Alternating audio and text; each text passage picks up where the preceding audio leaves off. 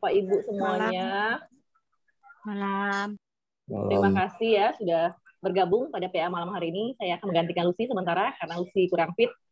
Untuk mengawali PA kita malam hari ini, kita mau angkat pujian Besar Anugerahmu. Ya Lucy ya.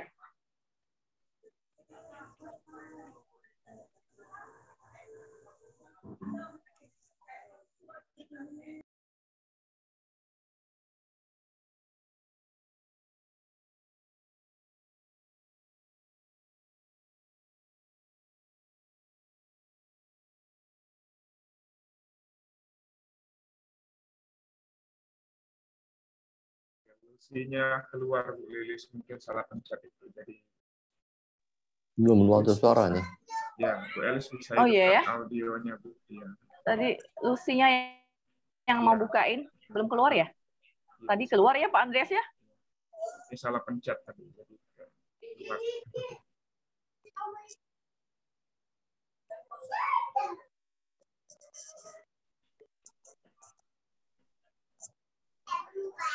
Musuh sudah dapat co-host belum? Atau musuh yang share kan? Iya, mungkin musuh bisa bantu share ya. Maaf tadi terkeluar ya, Gus. Oh. Saya ulang ya. Oke. Iya, sih. Boleh ulang dari awal, C. Sorry ya. Oh ya. Oke. Selamat malam Bapak Ibu semuanya. Kita mau mulai PA kita malam hari ini. Sebelumnya kita mau angkat pujian. Kita mau mendengarkan pujian. Besar Anugerahmu. Silakan.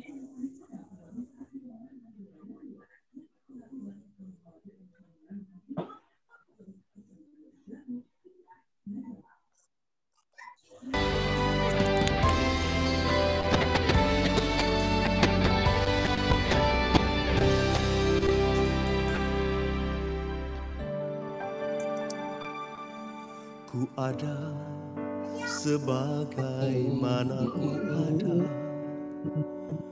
berdiri menghadap tahtamu Bapa. Semua karena anugerah-Mu yang telah selamatkanku.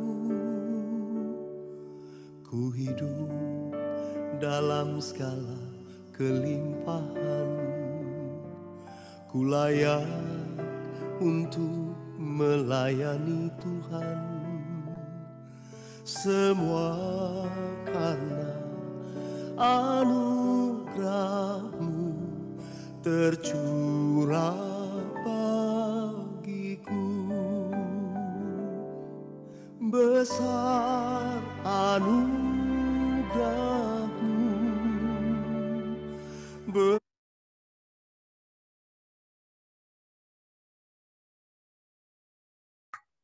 Hilang suaranya.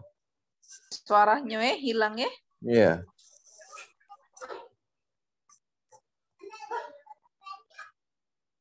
Mungkin jaringan ya. Stop dia. Mungkin jaringan di tempat Lucy ya. Jaringan tempat Lucy. Ya. Tadi juga stop kita tadi. Pertama awal tadi. Pakai lagu biasa baik. Iya. Hafal enggak? Nyanyi bareng-bareng aja. Maria iring gitar, Maria iring gitar. Suka delay. Maria. Mana Maria? Pak Andreas mau solo ya Pak ya? Jangan solo lah, bersamalah.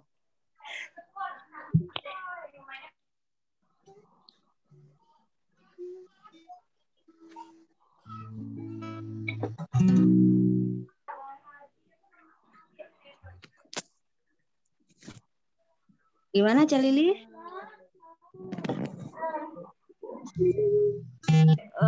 Tunggu ini dulu ya. Tunggu Lucy dulu ya. Lucy yang bukain lagunya itu, Mar.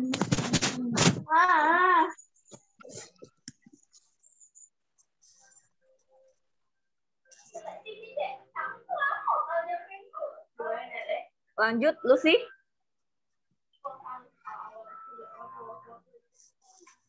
Atau kita nyanyi aja?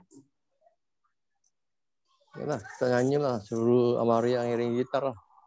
Lucy kayaknya terkeluar. Iya. Keluar ya? Oh ya udah, kita nyanyi aja ya. Iya, sekali Lucy ya. keluar. Oh, saya pikir ini tadi gereja Angga Kristusnya Lucy. Bukan ya? Keluar kali dia. Oh ya udah. Kita nyanyi aja ya. Minta Maria Iya. main musik ya. Main ini ya, gitar ya. Lagunya tahu ya? Semuanya Bapak Ibu ya? Iya, tahu.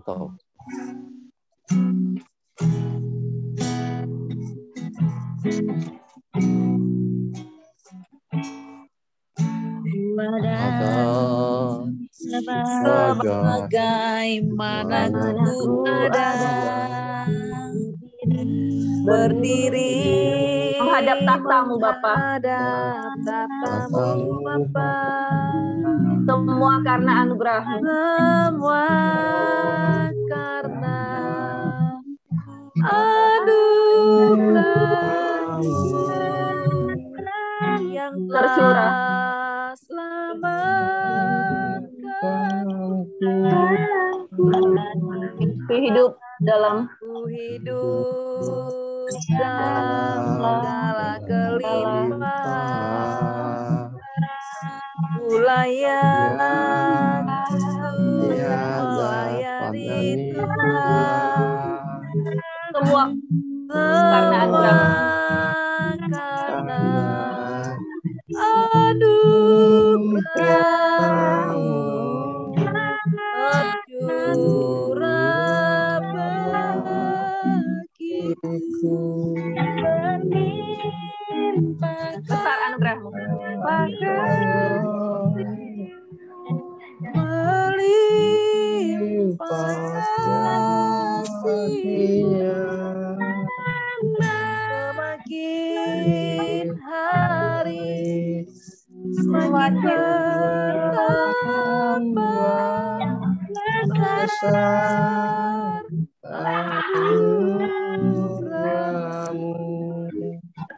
Melimpah kasih-Mu semakin hari semakin bertambah besar anugerah-Mu. Ya, mungkin ya suaranya memang jadi timpang tindih itu kok. Karena delay ya.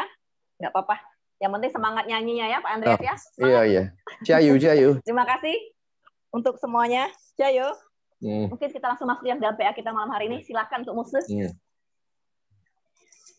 Ya, baik Bapak Ibu, terima kasih. Terima kasih untuk Bu Lilis. Mari kita berdoa terlebih dahulu sebelum kita sama-sama belajar firman Tuhan. Bapa dalam surga, kami mohon Tuhan tolong kami semuanya. Pimpin kami, beri kepada kami hikmat pengertian untuk memahami kebenaran firman-Mu ya Tuhan. Supaya kiranya apa yang kami pelajari pada malam ini sungguh membangun dan menguatkan hati kami, semangat kami untuk tetap percaya, hidup dalam Tuhan, dan melayani Tuhan dalam memberitakan kasih Tuhan pada orang-orang yang belum percaya yang ada di sekitar kami. Terima kasih Bapa yang baik. Berkati kami semuanya, dan Tuhanlah yang pimpin kami, kuasai hati dan pikiran kami. Demi nama Tuhan Yesus Kristus kami berdoa dan mengucap syukur. Amin. Baik, Bapak Ibu Saudara, malam hari ini kita masuk dalam pembahasan yang keempat ya dari tulip ya. Tulip, pembahasan yang keempat yaitu irresistible grace ya. Irresistible grace. Nah, berbicara tentang irresistible grace ya, atau anugerah yang tidak dapat ditolak.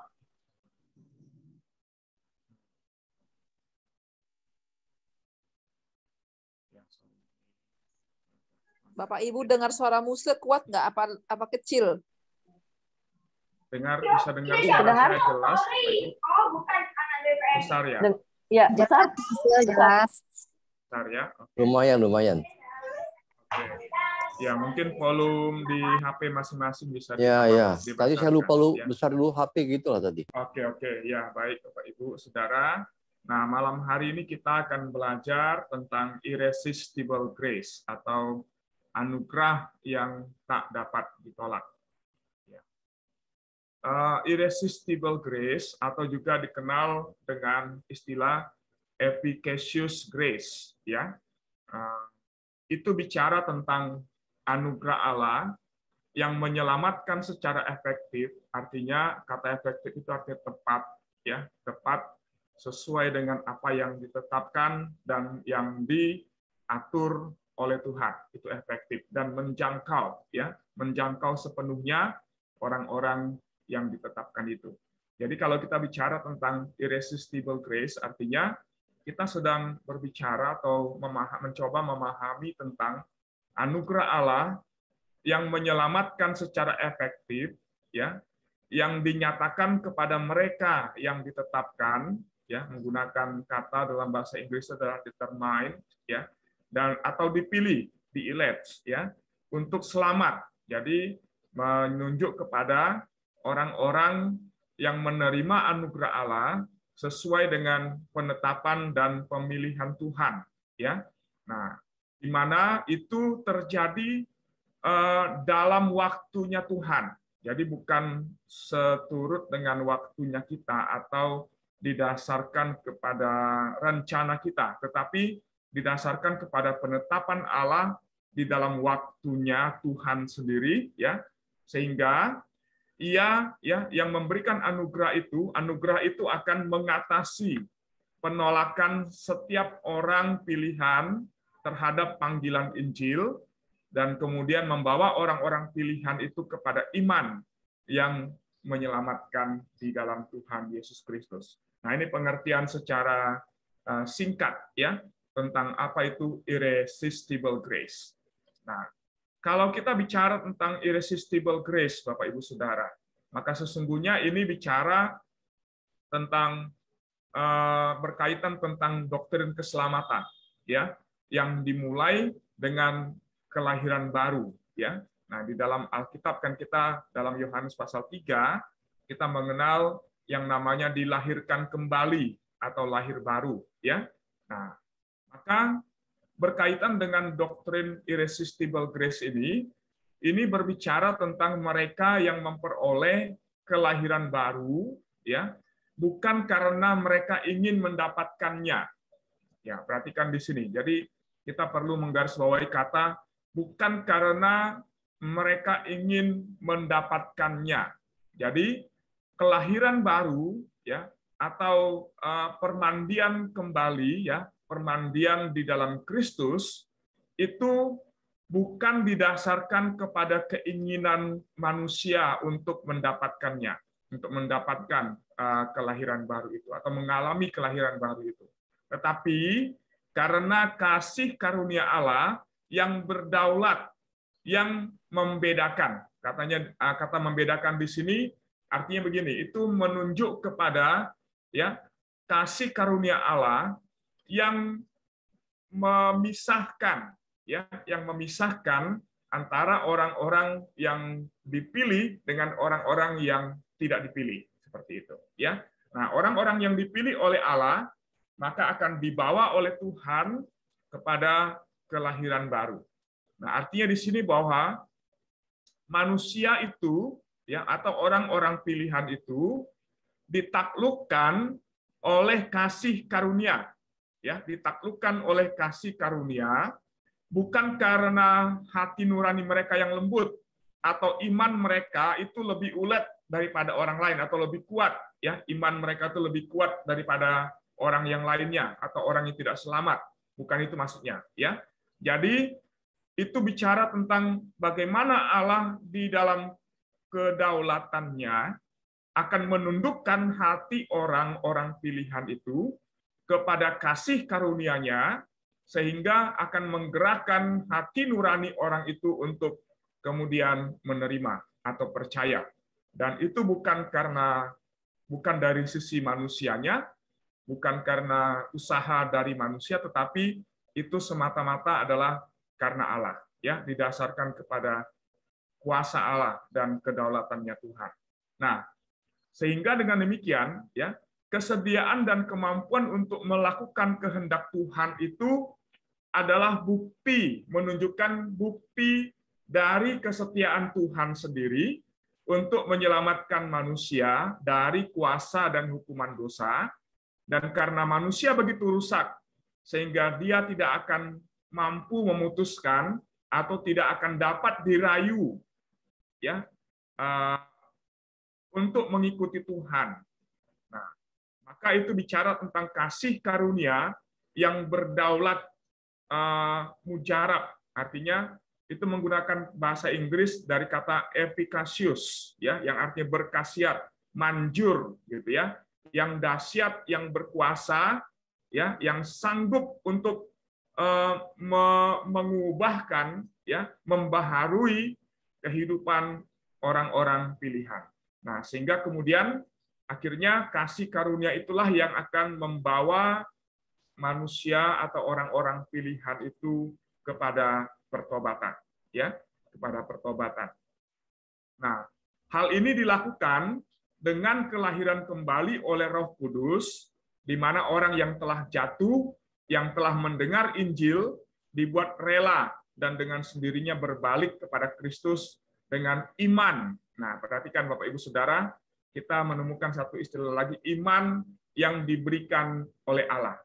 Artinya begini, kalau Tuhan dalam kasih karunia-Nya, dalam anugerah-Nya, tidak memberikan iman di dalam hati seseorang, maka sampai kapanpun, bagaimana caranya pun, ya, dengan usaha yang seperti apapun dilakukan untuk membawa orang itu berbalik kepada Tuhan, itu tidak akan dapat mengubah hatinya, ya, tidak akan mempertobatkan dia, tidak akan membawa dia masuk di dalam kasih, menerima kasih karunia Allah yang menyelamatkan itu. Jadi di sini kita melihat tentang karya Allah, ya, di dalam Allah Roh Kudus yang melahirkan iman di dalam hati orang-orang yang dipilih oleh Allah, di dalam hati orang-orang pilihan itu, memberi iman di dalam hatinya, sehingga kemudian orang itu, ya, orang pilihan itu akan membuka hatinya untuk berbalik kepada Kristus, ya, di dalam iman. Nah, Bapak Ibu Saudara, kalau kita mencoba memahami, ya, penjelasan-penjelasan di atas, maka timbul pertanyaan, apakah itu adalah ajaran yang berdasarkan Alkitab atau merupakan tafsiran Calvin, John Calvin sendiri, yang kemudian dianggap sebagai sesuatu yang berdasarkan kepada Alkitab, firman Tuhan. Nah, atau simpelnya begini, apakah doktrin irresistible grace ini, ya, adalah doktrin yang alkitabiah, yang memiliki dasar yang kuat, yang berakar dari ajaran Alkitab, firman Tuhan kepada kita. Nah, saya angkat satu bagian dari Alkitab firman Tuhan yang menunjukkan kepada kita satu bukti yang menunjukkan bahwa konsep tulip dan khususnya juga pembahasan kita malam ini yaitu irresistible grace itu merupakan satu ajaran yang alkitabiah, ya, yang sesuai dengan apa yang diajarkan di dalam Alkitab. Artinya sumbernya bukan dari manusia, dari luar Alkitab, tetapi dari dalam Alkitab itu sendiri. Ya, nah Injil Yohanes pasal 6 memuat 3 kutipan dari Yesus, ya, yang merangkum pandangan bahwa tidak ada seorang pun dapat menaati Allah, ya, tidak ada seorang pun dapat menaati Allah kecuali Allah terlebih dahulu meregenerasi hatinya, membaharui hatinya, menjamah, ya, menjamah hati orang itu. Nah, yang pertama dari pasal 6 itu kalau kita perhatikan dalam ayat 37 dan 39, ya, perhatikan kata-kata yang saya garis bawahi dengan warna hitam itu, ya. Dikatakan dalam ayat 37 begini, semua yang diberikan Bapa kepadaku akan datang kepadaku, dan seterusnya. Jadi dalam ayat ini Tuhan Yesus menegaskan bahwa seseorang bisa datang kepada Yesus, ya, kepada Kristus, itu adalah karena orang itu adalah orang yang diberikan oleh Bapa kepada Kristus, ya. Artinya itu menunjuk kepada apa? Orang-orang yang ditetapkan dan dipilih oleh Allah untuk menerima kasih karunia Allah yang menyelamatkan di dalam Tuhan Yesus Kristus. Nah, maka di dalam 39 Tuhan Yesus tegaskan lagi, dan inilah kehendak Dia yang telah mengutus aku, yaitu supaya dari semua yang telah diberikannya kepadaku, jangan ada yang hilang, tetapi supaya aku bangkitkan pada akhir zaman. Perhatikan Bapak Ibu Saudara, ya, kembali Tuhan Yesus menegaskan tentang apa? Semua yang telah diberikannya. Ya, ini menunjuk kepada apa? Bapa, ya, yang memberikan orang-orang pilihan itu kepada Kristus. Dan keadaan dari orang-orang pilihan itu menerima keselamatan dan akan menikmatinya secara sempurna pada akhir zaman. Ya, ini penegasan yang pertama yang Tuhan berikan dalam Injil Yohanes pasal yang ke-6. Lalu kemudian yang kedua, dalam ayat 44 dan 45 dikatakan begini, tidak ada seorang pun yang dapat datang kepadaku jikalau ia tidak ditarik oleh Bapa yang mengutus aku. Nah, perhatikan, penegasan dengan pengertian yang sama, hanya dengan kalimat yang menggunakan kata yang berbeda. Ya, di sini menggunakan kata ditarik. Kalau yang tadi itu menggunakan diberikan. Ya, kalau dalam ayat 37 dan 39 menggunakan kata diberikan. Ayat 44 ya itu menggunakan kata ditarik. Ya, ditarik oleh Bapa. Nah, ayat 45 itu menggunakan istilah yang telah mendengar dan menerima pengajaran dari Bapa, ya, datang kepadaku. Nah, ini menunjuk kepada orang-orang yang ditetapkan, ya, dari semula untuk menerima kasih karunia Allah yang membawa mereka kepada keselamatan. Lalu ayat 65, ya, di dalam ayat 65, Bapak Ibu Saudara, dikatakan, tidak ada seorang pun yang datang kepadaku kalau Bapa tidak mengaruniakannya kepadanya. Ya, nah artinya begini, tidak ada satu orang pun yang akan datang kepada Kristus kalau Tuhan atau Bapa yang di sorga itu tidak mengaruniakan kepada orang itu. Ya, katanya di sini menunjuk kepada orang pilihan itu, ya, pada orang pilihan Allah untuk menerima apa? Kasih karunia Allah, ya, menerima anugerah keselamatan itu. Nah, dari beberapa ayat ini dalam Yohanes pasal 6, kita melihat bahwa doktrin irresistible grace, ya, itu adalah satu doktrin atau ajaran yang terikat dengan apa yang diajarkan oleh Yesus sendiri di dalam kitab Injil, ya. Sehingga dengan demikian kita dapat menyimpulkan bahwa konsep atau doktrin irresistible grace, ya, pemilihan yang anugerah yang tidak dapat ditolak itu, ya, itu adalah satu ajaran atau doktrin yang alkitabiah, yang dibangun di atas dasar Alkitab, ya. Nah, kenapa? Karena menunjukkan bahwa pemilihan, kenapa Allah menetapkan dan memilih, ya, memberikan anugerahnya kepada orang-orang tertentu, ya. Yang pertama itu menunjukkan kepada ketidakmampuan manusia itu sendiri untuk menanggapi Allah.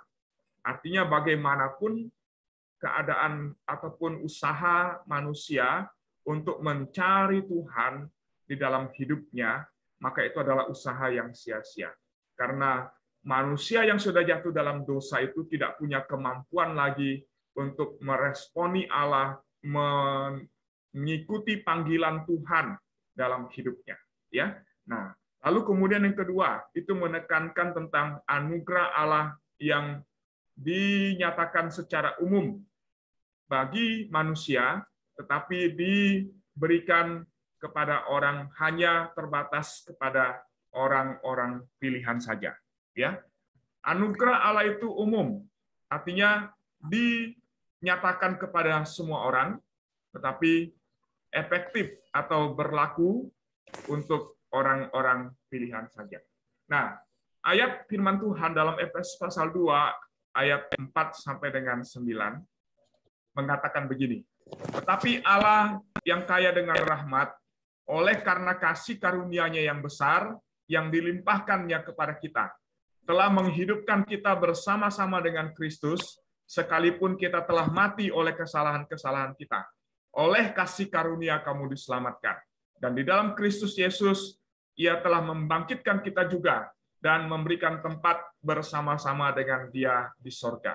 Nah, 3 ayat ini menekankan tentang penetapan Allah di dalam kasih karunia-Nya atas orang-orang pilihan yang membawa orang-orang pilihan itu kepada hidup yang baru, ya, kepada hidup yang baru bersama dengan Tuhan Yesus Kristus, ya, Bapak Ibu Saudara. Ini adalah penetapan Tuhan, ya, penetapan Tuhan, ya, di dalam kekekalan, ya.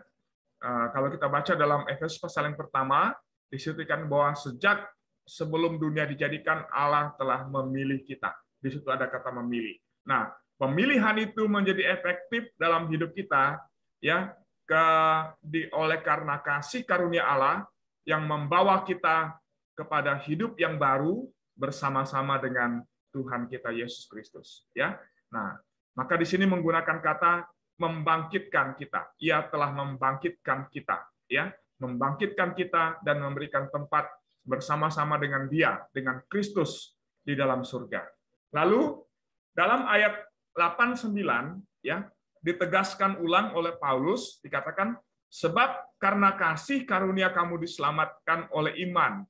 Nah, Bapak Ibu Saudara, ini adalah penekanan kepada pemberian Allah, ya, yang memberikan iman di dalam hati seseorang, ya.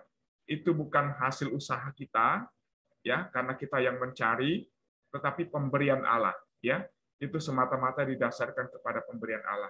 Itu bukan hasil pekerjaanmu, kata firman Tuhan, karena itu jangan ada orang yang memegahkan diri. Artinya begini, kalau kita diselamatkan, kalau kita masuk dalam kumpulan orang-orang pilihan, maka kita tidak boleh menjadi orang-orang yang sombong secara rohani. Oh, aku orang yang dipilih oleh Tuhan, aku diselamatkan oleh Tuhan. Aku adalah orang yang menerima kasih karunia Allah. Kita tidak boleh sombong, karena kita harus ingat bahwa kita menerima itu bukan karena jasa baik kita, bukan karena pekerjaan kita, ya, bukan karena usaha kita, tetapi karena itu adalah pemberian dari Allah. Dalam kuasa dan kedaulatannya yang memberikan keselamatan itu kepada kita, ya. Nah, dalam pernyataan Paulus menegaskan bahwa mereka yang dipanggil oleh Allah secara efektif pasti datang kepada keselamatan yang penuh. Artinya begini, orang yang dipanggil itu tidak akan mungkin bisa menolak, Bapak Ibu. Contoh, ketika Tuhan menetapkan kita sejak semula, sebelum dunia dijadikan, untuk menjadi orang-orang pilihannya. Dan di dalam waktunya Tuhan akan menyatakan itu kepada kita. Maka ketika waktu itu tiba, tidak ada seorang pun yang dapat berdalih atau yang mengatakan, Tuhan, saya tidak mau, ya. Karena ketika waktu itu tiba dan itu dinyatakan kepada kita, maka hati kita hanya akan dibawa kepada satu kecenderungan, kegerakan, yaitu menerima anugerah itu dan memberi diri kita untuk diperdamaikan dengan Allah. Maka di dalam Roma 8 ayat 29 sampai dengan 30 dikatakan, sebab semua orang yang dipilihnya dari semula, mereka juga ditentukannya dari semula untuk menjadi serupa dengan gambaran anaknya, supaya ia, anaknya itu, ya, dan seterusnya, ya. Dan mereka yang ditentukannya dari semula, mereka itu juga dipanggilnya, dan mereka yang dipanggilnya, mereka itu juga dibenarkannya. Dan mereka yang dibenarkannya, mereka itu juga dimuliakannya. Perhatikan Bapak Ibu Saudara, kita menemukan kata kerja ya yang menekankan bahwa subjeknya itu bukan kita, manusia, tetapi Allah sendiri. Ya, semua kata kerja itu ditulis dalam bentuk pasif, ya, dalam bentuk pasif. Artinya apa? Semua orang, ya, semua orang, mereka, ya, yang kemudian menggunakan kata ganti mereka, ya, dan mereka seterusnya. Itu menunjukkan bahwa walaupun ditempatkan di depan, dalam kalimat itu ditempatkan di depan, ya, yang posisi sebenarnya untuk subjek, tetapi dengan menggunakan kata kerja pasif, itu menekankan bahwa semua orang yang dipilih Allah dari semula, mereka itu adalah orang-orang yang tidak punya jasa, tidak punya sesuatu yang dapat diperhitungkan di hadapan Allah untuk menerima kasih karunia itu, menerima panggilan Tuhan, ya, dipilih oleh Allah. Nah, maka yang menjadi subjeknya atau yang menjadi penentu dari keselamatan itu adalah Allah sendiri, ya, yang dinyatakan dengan kata nya, ya, dalam huruf besar di bagian belakang, ya, dipilihnya, ya, ditentukannya, ya, lalu kemudian ditentukannya ayat 30, dipanggilnya, ya, dan dibenarkannya, dimuliakannya. Nah, ini menunjukkan bahwa semuanya adalah dari Allah, oleh Allah, dan untuk Allah, ya. Dan panggilan itu adalah panggilan yang efektif, yang pasti akan menjangkau orang-orang pilihan Allah kepada keselamatan yang sempurna di dalam Tuhan Yesus Kristus. Nah, Charles Hodge, ya, seorang teolog reform, dalam buku Systematic Theology, ya, teologi sistematika yang dia tulis, ya, buku yang cukup terkenal dan buku textbook yang dipakai dalam sekolah-sekolah teologi, ya, belajar tentang doktrin baik itu doktrin Allah, doktrin kristologi, dan doktrin-doktrin yang lainnya. Nah, dalam salah satu bagian dari tulisannya, dia menyoroti doktrin Armenian, ya, doktrin Armenian dan doktrin Gereja Katolik Roma, ya. Dan dalam hal ini, ketika Charles Hodge menggunakan kata benar, bukan berarti dia sedang membenarkan apa yang diajarkan oleh dua aliran, ya, dua aliran teologi ini, Armenian dan Katolik, ya. Tapi sebenarnya dia sedang menunjukkan bahwa apa yang diajarkan oleh orang-orang Armenian dan Katolik Roma itu menunjuk kepada suatu ajaran yang hampir mirip sebenarnya, Bapak Ibu Saudara. Doktrin keselamatan Katolik dengan Armenian itu hampir sama, hanya berbeda sedikit saja, ya, hanya berbeda sedikit saja. Nah, maka Charles Hodge katakan, jika doktrin tentang keadaan alamiah manusia sejak kejatuhan dan kedaulatan Allah dalam pemilihan berdasarkan kitab suci, maka dapat dipastikan bahwa kasih karunia yang cukup tidak menjadi manjur dari kerjasama kehendak manusia.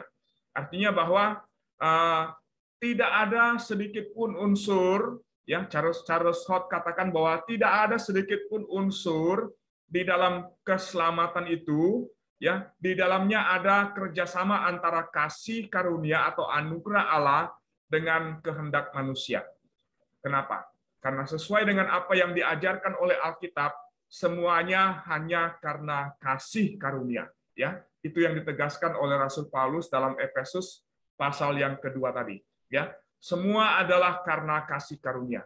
Karena kasih karunia kamu diselamatkan. Tidak dikatakan di situ karena kasih karunia Allah dan kehendakmu maka engkau diselamatkan, ya. Penegasan ini ditegaskan oleh Charles Hodge dalam bukunya Teologi Sistematika. Kenapa dia menyoroti doktrin Armenian dan Katolik Roma? Karena di dalam doktrin Armenian di situ ada satu unsur yang ditambahkan, ya, di dalam doktrin keselamatan mereka yang mengatakan bahwa Allah menyatakan kasih karunia-Nya kepada manusia, dan kasih karunia itu diberikan kepada manusia. Tetapi manusia punya kuasa atau kehendak untuk menerima atau menolak.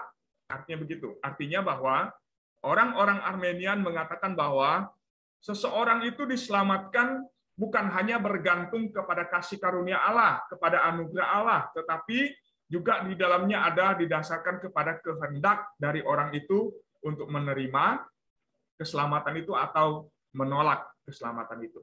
Nah, Katolik Roma lebih parah lagi, Bapak Ibu Saudara. Katolik Roma katakan apa? Allah memberikan anugerahnya kepada orang-orang yang percaya, tetapi itu disalurkan melalui gereja Katolik. Maka orang yang menjadi anggota gereja Katolik itulah yang menerima anugerah keselamatan itu melalui apa? Sakramen-sakramen yang dilayankan oleh gereja Katolik Roma. Jadi dengan menerima sakramen itu, maka orang percaya itu akan diselamatkan, ya. Nah, artinya kalau tidak menerima sakramen, lebih parah lagi, lebih dalam lagi, artinya kalau tidak menjadi bagian dalam gereja Katolik Roma yang diberi kuasa untuk menyalurkan anugerah Allah kepada manusia, maka siapapun itu yang mengaku percaya kepada Yesus tidak akan diselamatkan. Ya, tidak akan mungkin selamat. Nah, maka di dalam ajaran dua aliran ini, ya, dua aliran teologi ini menekankan yang namanya anugerah plus. Ya, apa yang saya masukkan dengan anugerah plus? Tidak hanya cukup anugerah Allah yang menyelamatkan, tetapi ada usaha dari manusia untuk mendapatkan keselamatan itu. Artinya bukan bergantung kepada Allah saja, tetapi juga bergantung kepada manusia. Dan Allah akan memberikan dikatakan Allah akan memberikan keselamatan itu kepada orang-orang yang dianggapnya layak untuk menerima anugerah keselamatan itu. Nah, ini tentu adalah sesuatu yang keliru, Bapak Ibu Saudara, ya. Karena Alkitab dengan jelas mengatakan bahwa orang diselamatkan semua adalah karena kasih karunia. Bukan usaha manusia, ya, bukan karena usahamu, bukan karena pekerjaanmu, kata Paulus. Jangan ada orang yang memegahkan diri. Artinya jangan sampai akhir kita berpikir atau memiliki satu konsep di dalam diri kita, saya selamat karena saya yang memilih, ya, karena saya punya andil di dalam keselamatan itu.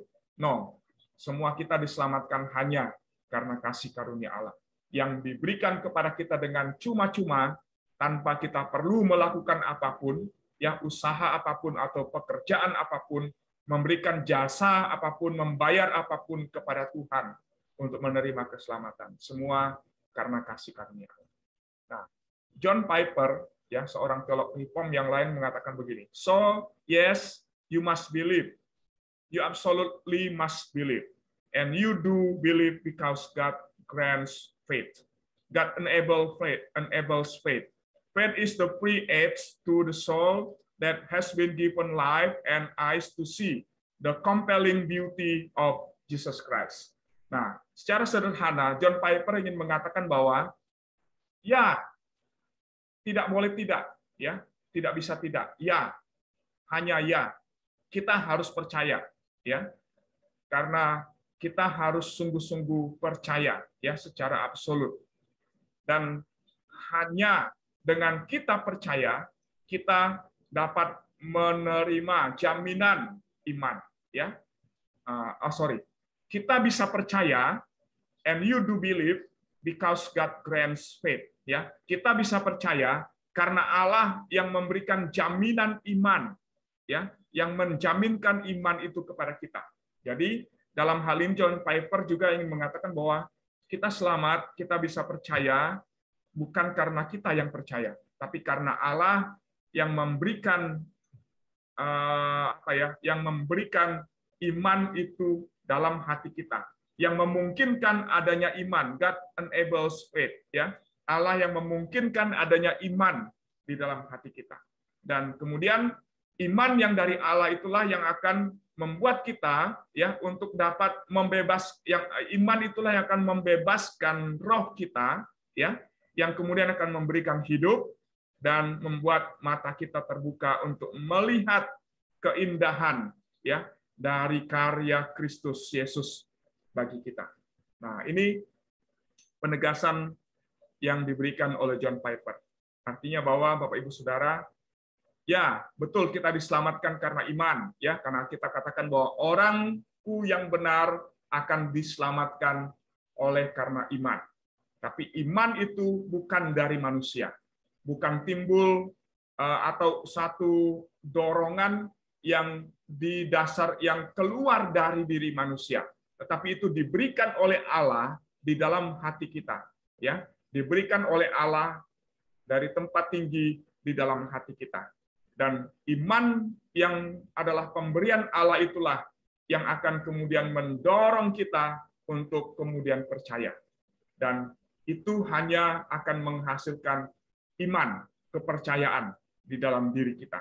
Ya, tidak akan ada penolakan, tidak akan ada keraguan kepada Kristus sebagai satu-satunya Tuhan dan Juru Selamat dalam hidup ini. Nah, apa yang dikatakan oleh dua tokoh ini ingin menekankan bahwa anugerah itu adalah keselamatan itu adalah anugerah Allah. Ya, keselamatan adalah anugerah Allah. Tidak ada sedikit pun unsur atau usaha dari manusia, kehendak manusia di dalam mencapai keselamatan itu. Seperti yang dikatakan oleh orang-orang Armenia atau Gereja Katolik Roma. Ya.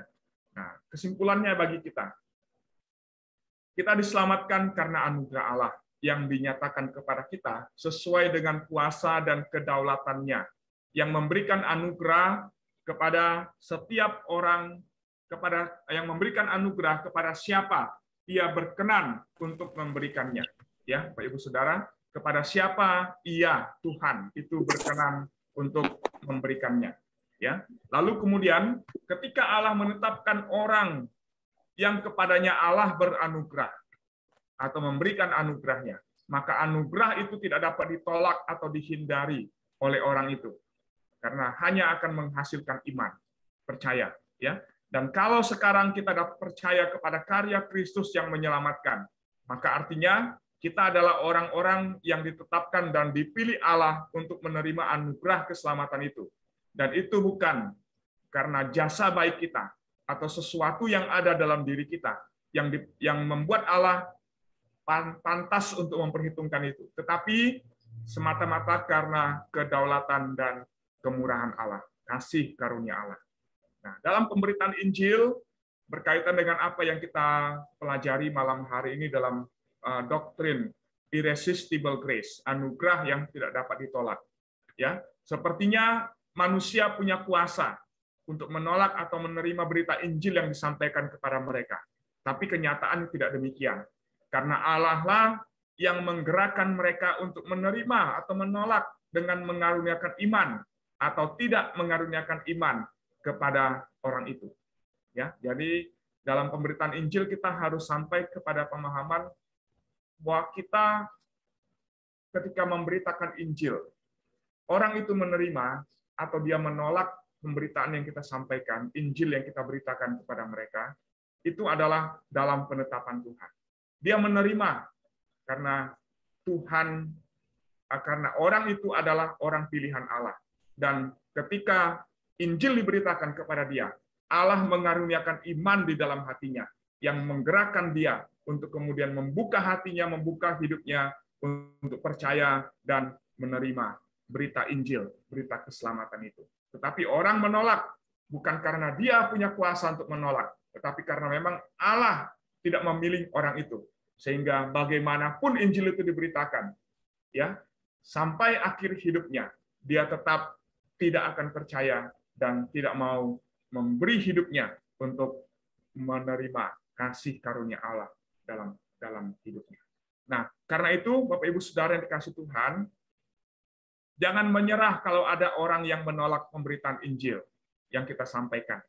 Karena bagian kita adalah terus memberitakan Injil kepada orang itu, ya, terus memberitakan Injil sampai tiba waktunya Tuhan bagi orang tersebut untuk menerima Injil keselamatan itu atau tetap akan menolaknya karena memang ia bukan orang pilihan Allah. Ya, memang ini agak susah ya menimbulkan. Ini satu pernyataan yang selalu menimbulkan pertanyaan dan selalu mengganggu pikiran kita, mengganggu pikiran semua orang. Ya, kenapa? Karena tentu didasarkan kepada diri kita, ya, yang mengasihi jiwa-jiwa yang ada, ya, jiwa-jiwa yang terhilang. Tentu kerinduan kita adalah supaya orang itu diselamatkan, supaya dia membuka hatinya, membuka hidupnya untuk percaya. Tetapi Bapak Ibu Saudara, percaya atau tidak itu bukan bagian kita. Bagian kita adalah memberitakan, terus memberitakan Injil. Bagian Tuhan adalah untuk menyatakan anugerahnya yang efektif itu bagi orang tersebut sesuai dengan waktu yang telah Ia tetapkan bagi masing-masing orang untuk menerima Injil keselamatan itu atau tetap menolak Injil keselamatan itu. Nah, ini hal yang aplikasi praktis yang kita belajar ya berkaitan dengan pelayanan pemberitaan Injil yang dipercayakan oleh Tuhan kepada kita. Terus beritakan Injil, Bapak Ibu Saudara. Ya, kadang ketika kita memberitakan Injil, kita ditolak, kita langsung mundur, tidak mau lagi datang kepada orang itu. Padahal kita tidak tahu, kita nggak bisa memahami kan dia orang pilihan atau bukan. Nah, karena itu jangan berhenti, ditolak, jangan mundur. Ya, ketika ditolak, ya oke, pada waktu itu berhenti memberitakan. Tapi lain kesempatan beritakan lagi. Ditolak lagi, berhenti. Lain kesempatan beritakan. Terus beritakan sampai akhir dari hidup dari orang itu, ya. Karena ya kita meyakini bahwa kalau dia adalah orang pilihan, terus dalam waktunya pasti dia akan membuka hatinya untuk percaya kepada Tuhan. Dalam pelayanan kami, ya dalam pemberitaan Injil, berulang mengalami beberapa pengalaman yang seperti itu, Bapak Ibu. Beritakan Injil kepada seseorang ditolak, beritakan lagi ditolak. Tapi di lain kesempatan ketika datang dalam situasi tertentu, ya, nah orang itu membuka hatinya untuk percaya. Kenapa? Karena itu adalah waktunya Tuhan bagi dia untuk percaya. Kenapa sebelumnya dia menolak, tidak mau percaya, dia marah atau mungkin bereaksi dengan keras terhadap pemberitaan yang disampaikan kepadanya. Tapi di lain kesempatan dalam satu situasi tertentu, orang itu membuka hatinya dan kemudian dia percaya. Karena itu adalah waktunya Tuhan bagi dia untuk dia percaya, menerima, membuka hatinya, membuka hidupnya untuk percaya kepada Tuhan. Nah, karena itu Bapak Ibu Saudara, kalau ketemu dengan kasus-kasus yang seperti itu, jangan menyerah, terus beritakan Injil, terus sampaikan kasih Tuhan kepada orang itu, ya. Sesuai dengan waktunya Tuhan, maka dia akan diselamatkan oleh Tuhan, ya. Atau ya sampai akhir hidupnya dia tetap menolak, ya kita tidak boleh berkecil hati juga dan kemudian menuduh Tuhan tidak adil. Oh, Tuhan itu tidak adil kok, yang ini diselamatkan, yang lain kok tidak diselamatkan. Tidak, ya itu adalah dalam kedaulatan Allah, ya sesuai dengan kasih-Nya dan kesetiaannya atas kita, anak-anaknya, orang-orang pilihannya. Dan kalau Allah tidak memilih seseorang untuk diselamatkan, ya maka itu adalah dalam penetapan Tuhan juga, dalam kuasanya. Dan kita tidak punya kuasa atau wewenang untuk kemudian memprotes Tuhan, atau kita kemudian merasa bahwa Tuhan itu tidak adil dalam situasi yang seperti itu. Ya, dia tetap Allah yang adil karena dia memilih dan melakukan itu sesuai dengan kehendaknya sendiri. Ya, oke, Bapak Ibu Saudara, ini yang saya sharingkan bagi kita dalam pembelajaran kita pada malam hari ini. Ya, saya kembalikan kepada Ibu Lilis ya untuk memandu. Kalau ada yang mau bertanya, silakan. Ya, terima kasih untuk Muse yang sudah menyampaikan PA kita malam hari ini. Mungkin ada di antara Bapak Ibu, teman-teman sekalian yang ingin bertanya, yang belum paham, saya persilahkan.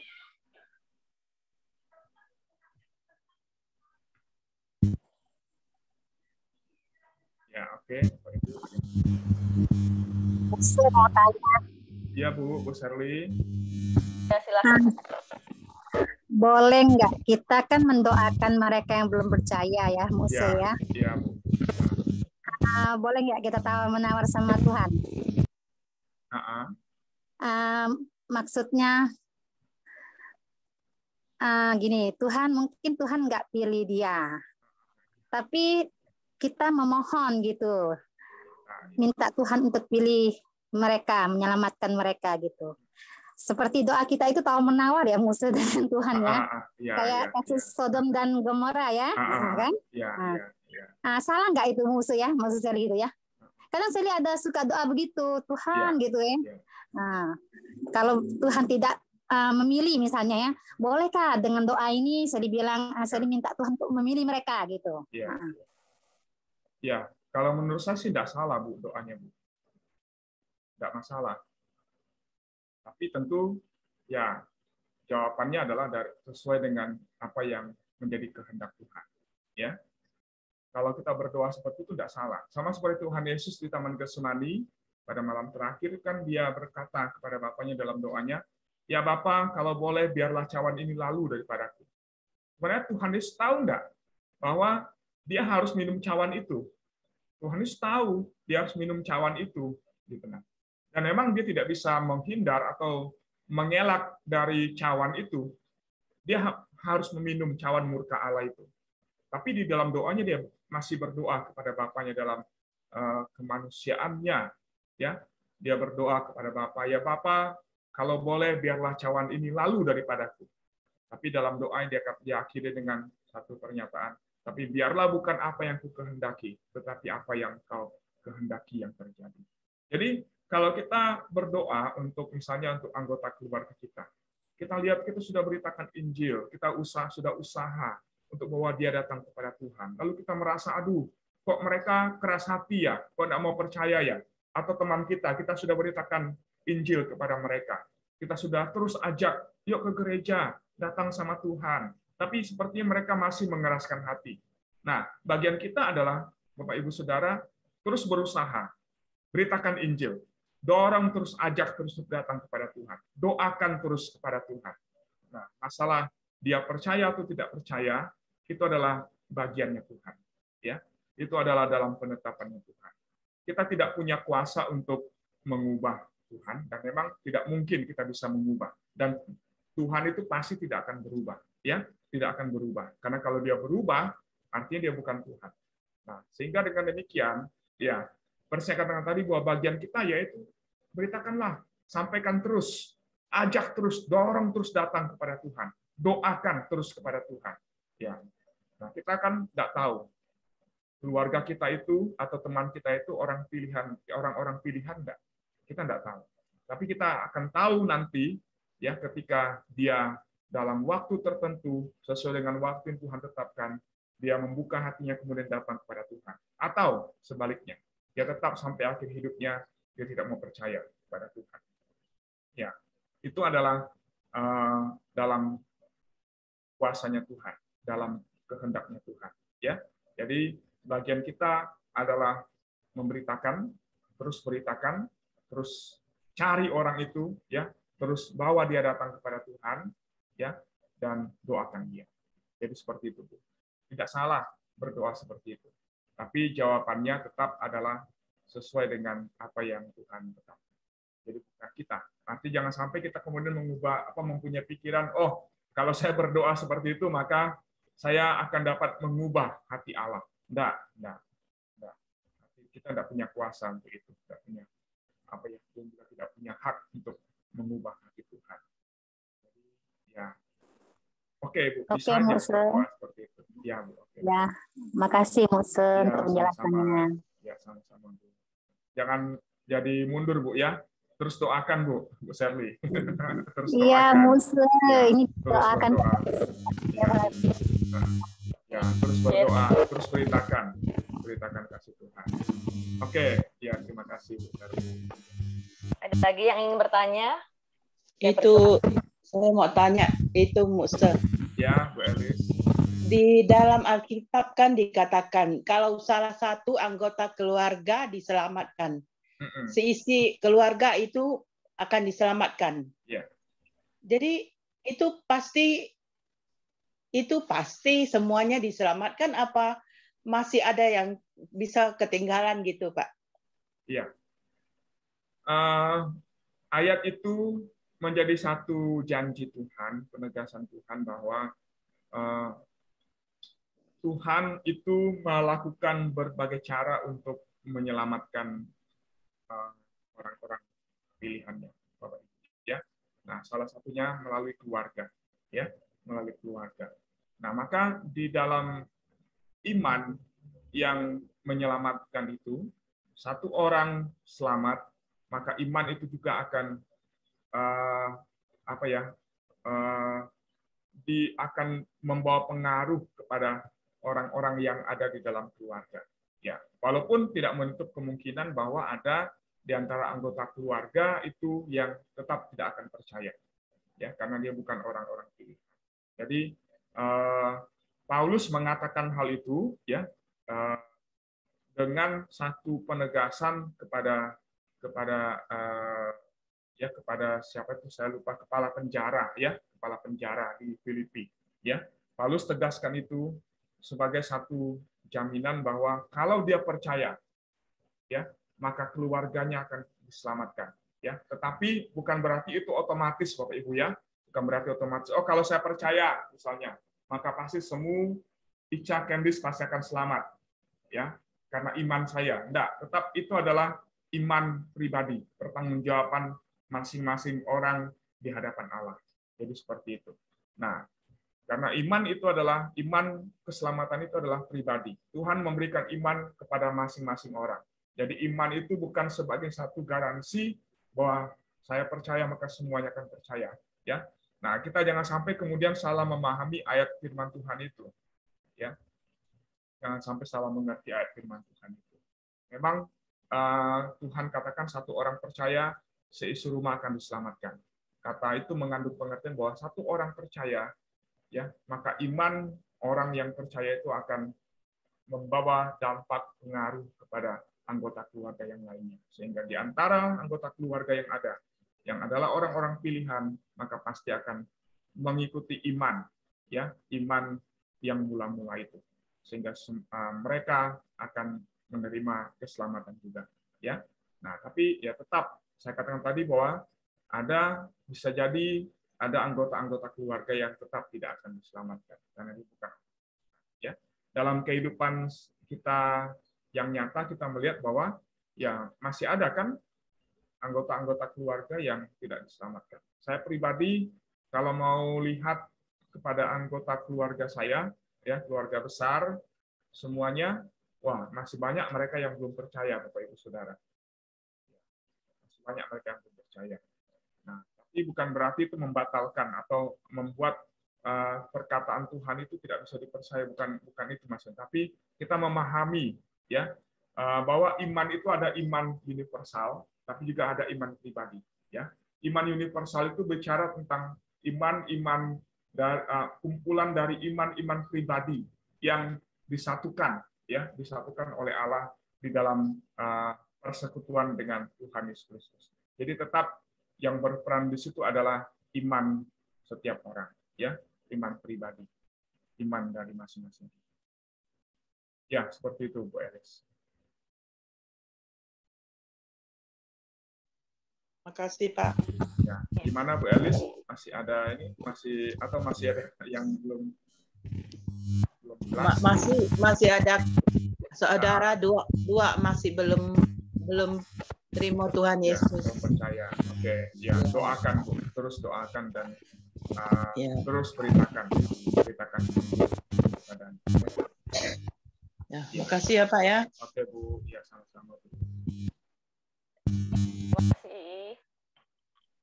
Ada lagi teman-teman yang ingin bertanya?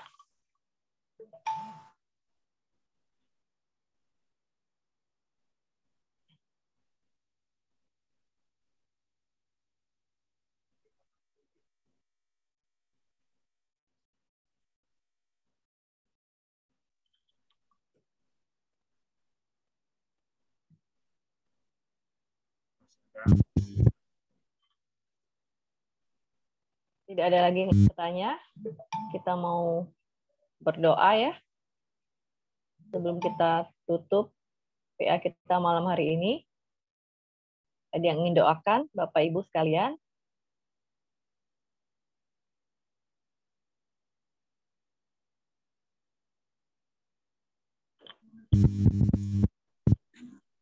Saya ya, Ce ya. Titip doa ya, Ce. Ya, oh ya, untuk kesehatan Lucy berdoa. Iya, Ce, Pak makasih. Andreas. Ya.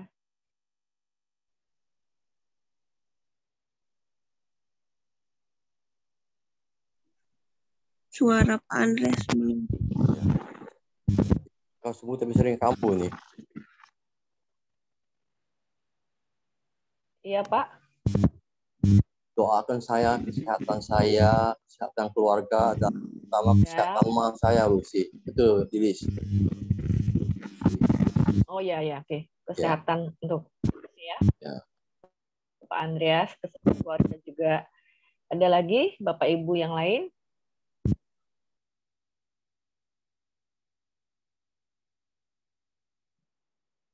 Sebelum kita tutup dalam doa.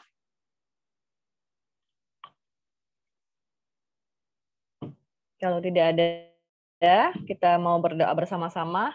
Kita berdoa untuk kesehatan Saudari Lucy ya, juga untuk Pak Andreas, juga untuk kita semua ya yang ada di sini, biar Tuhan yang menolong kita dalam kesehatan dan juga pekerjaan kita dan juga keluarga kita ya. Kita boleh berdoa bersama. Nanti minta kesediaan ya menutup dalam doa. Kita berdoa bersama ya.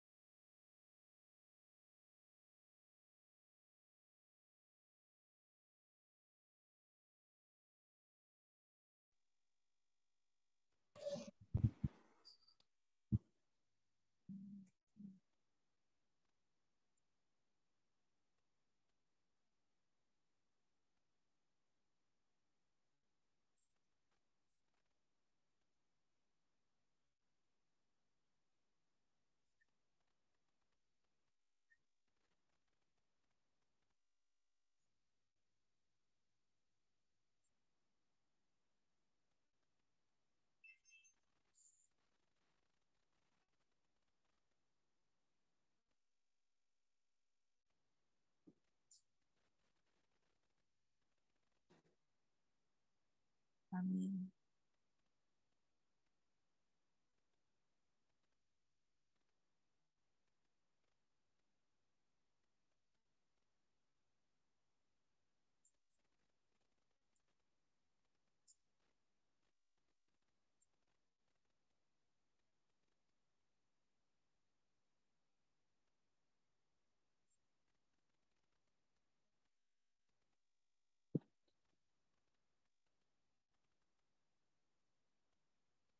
Siapa yang udah penutup tadi, Lilis?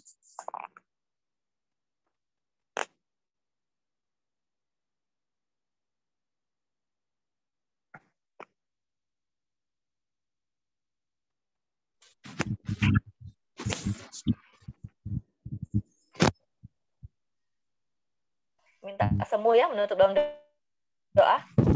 Terus tadi saya nggak dengar kata sembuh.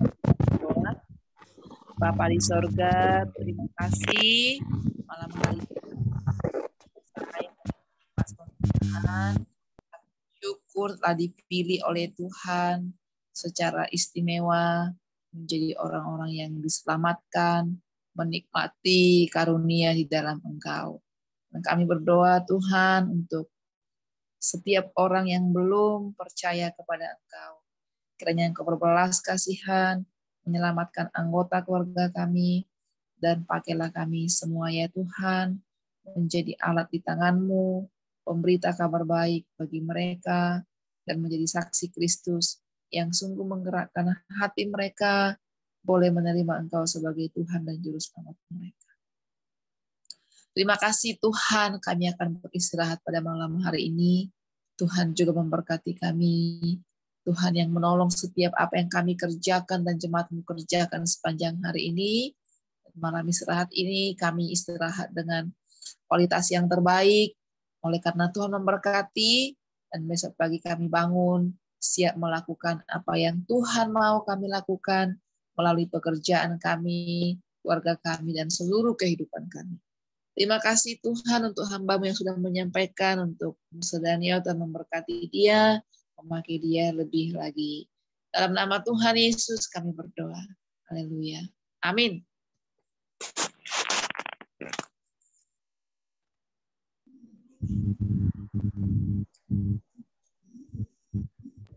Terima kasih Bapak Ibu sekalian. Selamat malam semuanya. Terima kasih.